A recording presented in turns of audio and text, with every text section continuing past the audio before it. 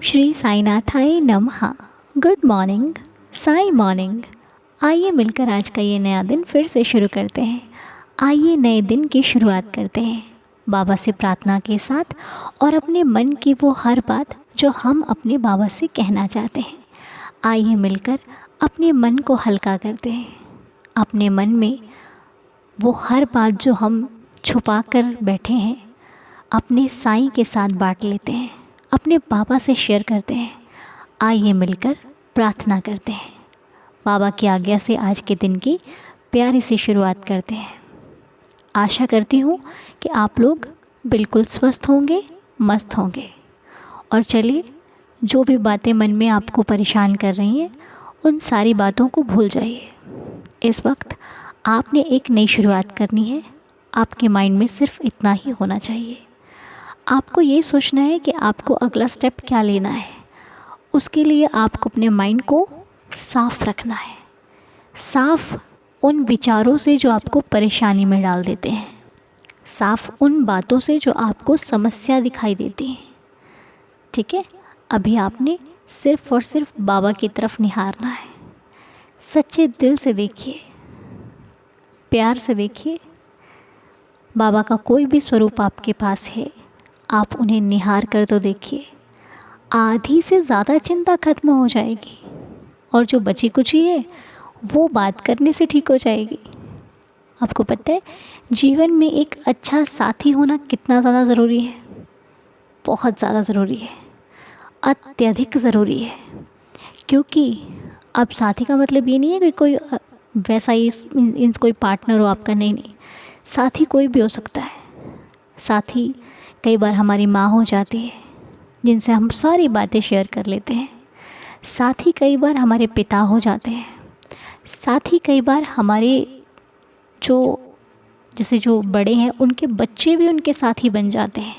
और कई बार बड़े भी बच्चों के साथी बन जाते हैं। इसमें उम्र का जो गैप नहीं हम देख रहे हैं, हम साथी देख रहे हैं। क्योंकि मेरा मानना है साथी वो होता है जो हमारे मन को सुकून देता है ना। दोस्त वो है जो सही रास्ते पर लगाए। सच्चा साथी वो है जो हमारे साथ बैठे तो उसके साथ बैठकर मन हल्का हो जाए, उससे बात करके मन को सुकून मिल जाए, वही सच्चा साथी है। तो इसके लिए हमें ज़्यादा दूर जाने की आवश्यकता नहीं है।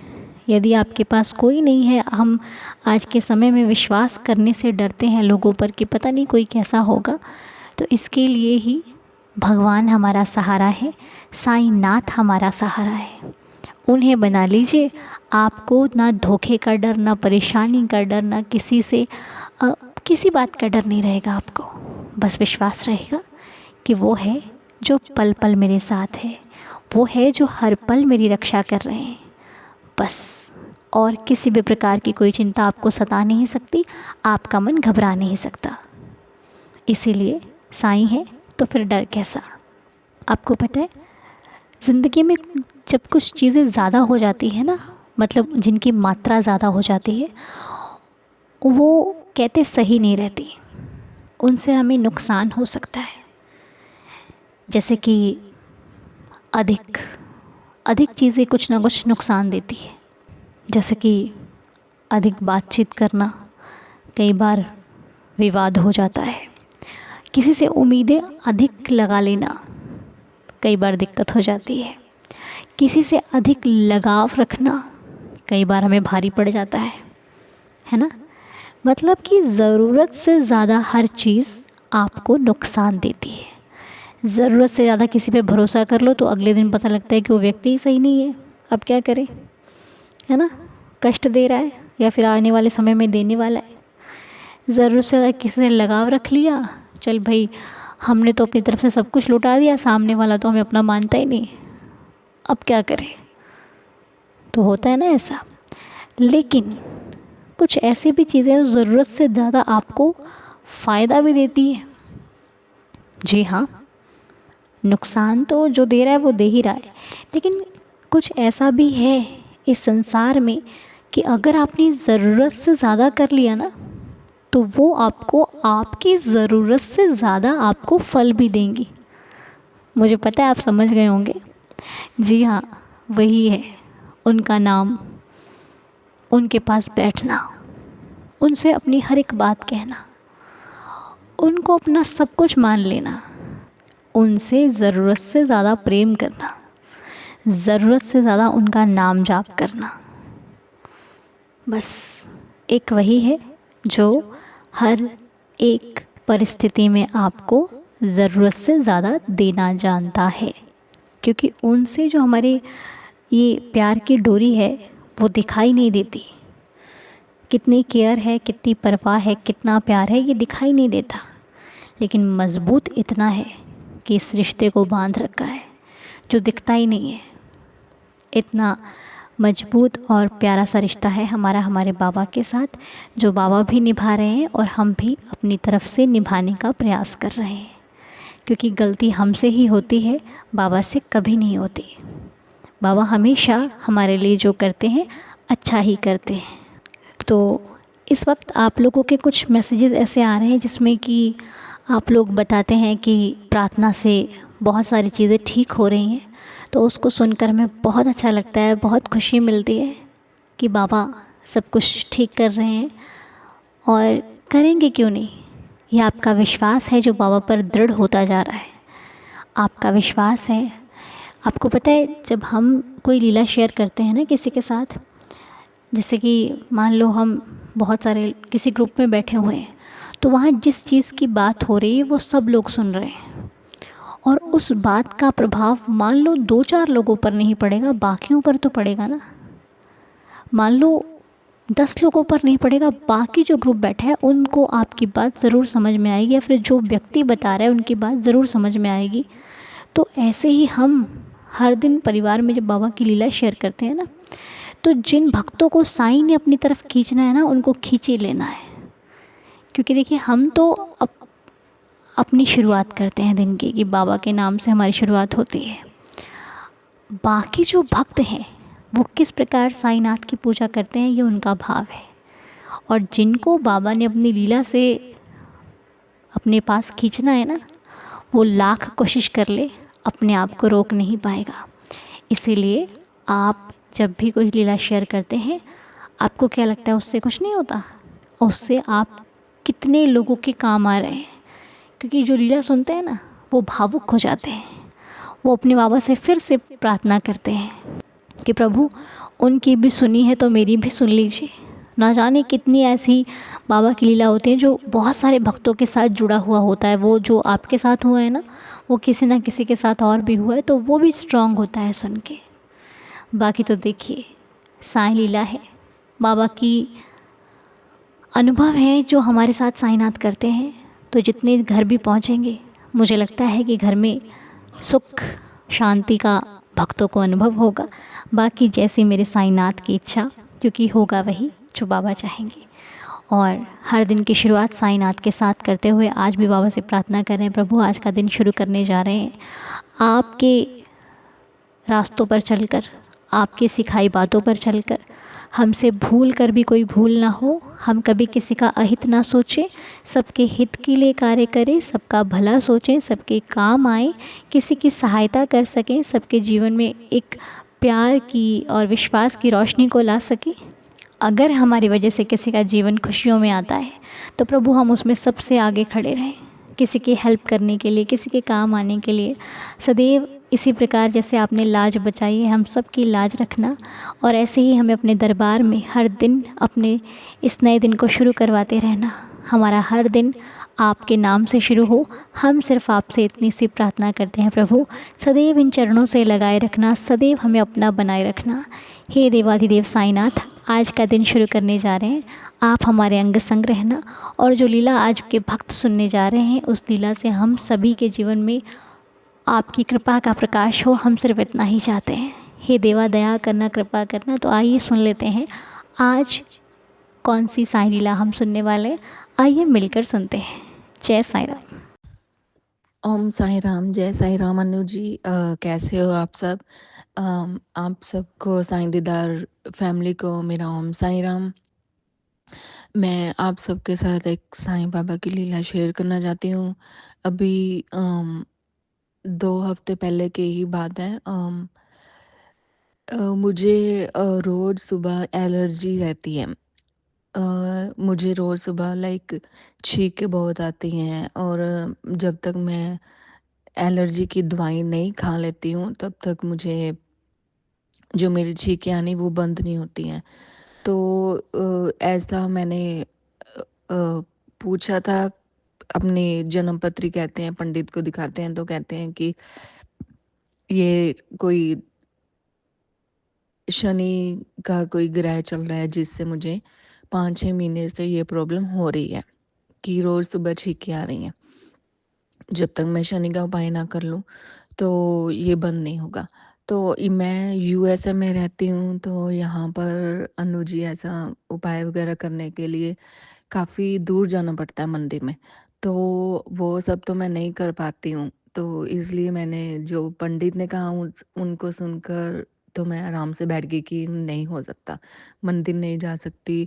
तो इसलिए अभी रोज़ दवाई खाती हूँ कि चलो दवाई ही खा लेती हूँ, और तो कुछ नहीं कर सकती। दवाई खाने के बाद एक दिन हुआ कि मुझे सारा दिन छींकें आती गई। मैंने एलर्जी की सुबह-सुबह दवाई भी खाई, तब भी छींकें बंद नहीं हुई। फिर उसके बाद मैंने दोपहर को एक छींकें आने वाली एक और दवाई होती है, मैंने उसके बाद भी मेरी छींकें बंद नहीं हो रही थी। तो फिर मैंने शाम को 4-5 घंटे के बाद मैंने एक और गोली खाई, ताकि मेरी छींकें आनी बंद हो जाए। तो ये नहीं हो रहा था, छींकें बंद नहीं हो रही थी। तो बस ऐसे ही करते-करते रात हो गई।